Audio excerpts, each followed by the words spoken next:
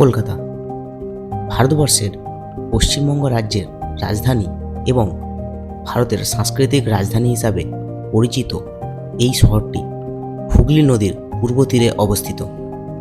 Victoria Memorial, Howrah bridge, ভারতীয় জাদুঘর, দক্ষিণেশ্বর কালী মন্দির, বেলুড় মঠ এবং জোড়াসাঁকো ঠাকুরবাড়ি এই দর্শনীয় স্থানগুলি কলকাতাতে অবস্থিত হলেও এছাড়াও রয়েছে কলকাতাতে একটি প্রসিদ্ধ জায়গা, যা হলো বড়বাজার।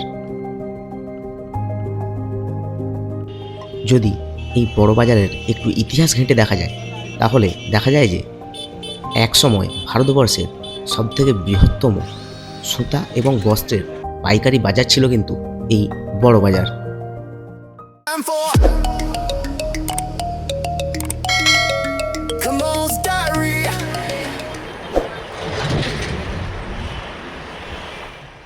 আজকের ব্লগটা কিন্তু একটু ইউনিকের সঙ্গে সঙ্গে ইনফরমেটিভও হতে চলেছে, তাই আপনাদের কাছে অনুরোধ, দয়া করে স্কিপ না করে পুরো ভিডিওটা দেখুন, তাতে অনেক ইনফরমেশনও পাবেন কিন্তু আপনারা।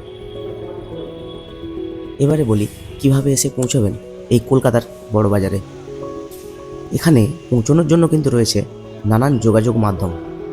যদি আপনারা পশ্চিমবঙ্গ বা তার পার্শ্ববর্তী রাজ্যগুলো থেকে আসছেন, তাহলে বাই এয়ার আপনারা এসে পৌঁছতে পারেন দমদম এয়ারপোর্ট, আর সেখান থেকে ট্যাক্সি ধরে আপনারা পৌঁছে যেতে পারেন কলকাতা বড়বাজার। আর যদি ট্রেনে করে আসেন, তাহলে নিয়ার বাই স্টেশন হচ্ছে গিয়ে শিয়ালদা বা হাওড়া, আর বাসে করে আসলে হাওড়া বাস স্ট্যান্ড এবং ধর্মতলা বাস স্ট্যান্ড। আর ঠিক এই একই কারণে, এই উন্নত যোগাযোগ ব্যবস্থার কারণে ভারতবর্ষের বৃহত্তম হোলসেল মার্কেটগুলির মধ্যে এক এবং অন্যতম মার্কেটের জায়গা করে নিয়েছে কিন্তু এই কলকাতার বড়বাজার।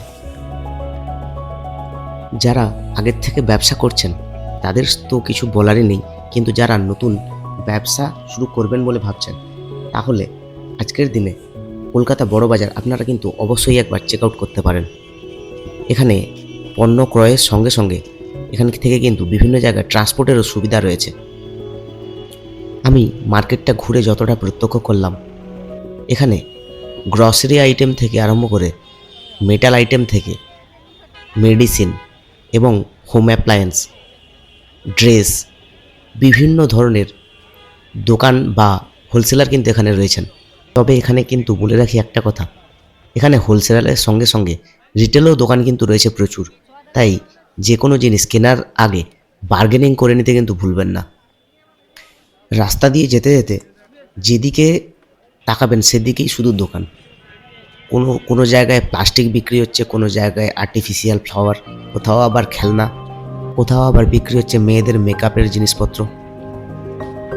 অর্থাৎ আমি এক কথায় বলতে পারি, আজকের যা পরিস্থিতি বা অর্থনীতির যা সিচুয়েশান, সেই জায়গায় দাঁড়িয়ে আপনারা যদি বিজনেস করবে বলে ভাবছেন আর সেই সঙ্গে কোনো আইডিয়া খুঁজে পাচ্ছেন না যে কি স্টার্ট করবেন, তো আমার মনে হয় হাতে কিছু সময় নিয়ে আপনারা চলে আসুন কলকাতা বড়বাজারে। প্রত্যেক গলিতে ঘুরতে ঘুরতে আপনার একটা করে নিত্য নতুন আইডিয়া আপনার মাথাতে আসবে নতুন স্টার্ট আপ করার জন্যে। সবশেষে আমি শুধু একটাই কথা বলবো, ব্যবসা মানে যেমন প্রফিট অ্যান্ড লস, সেই সঙ্গে যে কোনো মার্কেট মানে কিন্তু ভালো খারাপ সব কিছু নিয়েই চলে। তো আমি কোনো জায়গা বা কোনো ব্যক্তি বা কোনো পণ্যকে আমি প্রমোট করছি না, আমি সেলফ ঘুরতে গিয়ে ভালো লাগায় আমি একটা ব্লগ বানিয়েছি, আর সেই ইনফরমেশানগুলো আপনাদের সঙ্গে শেয়ার করেছি। তো কোনো কিছু করার আগে ভালো করে চিন্তা ভাবনা করে নিজের দায়িত্বে আপনারা শুরু করুন। আর যদি কলকাতা আপনারা বেড়াতে আসছেন, তাহলে কিন্তু এই জায়গাগুলো দেখতে ভুলবেন না। कलकत्ता में आओ तुमको चाय मिलेगा, हिंदू मुस्लिम यहाँ भाई भाई मिलेगा, एक नंबर रसगुल्ला मिठाई मिलेगा, यहाँ लंदन मिलेगा दुबई मिलेगा। हम ईद भी मनाते, रमजान भी मनाते, दुर्गा पूजा भी मनाते, तो बसान भी मनाते, मियाँ भाई के दुकान अलीस्तान में है जाते, बिरयानी खाते और सबको खिलाते। कोई घूमे टैक्सी से, कोई घूमे कार में, बड़ा बड़ा डील होता बड़ा बाजार में, लोगों का दिल यहाँ बड़ा है, हावड़ा ब्रिज बिना पिलर का खड़ा है। जाड़ा लगे यहाँ दिसंबर में भाई, भैया सुते भाभी साथ कंबल में भाई, चंबल का डाकू खुले आम मिलेगा, फैंसी में कपड़ा